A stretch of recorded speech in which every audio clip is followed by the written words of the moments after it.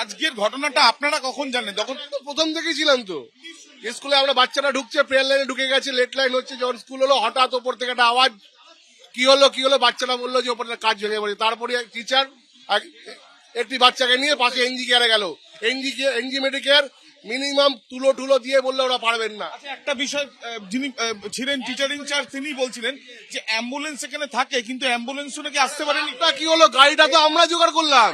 অ্যাম্বুলেন্সকে পাওয়া যায় দুপুরের পরে, সকালবেলা কোনোদিনই অ্যাম্বুলেন্স থাকে না।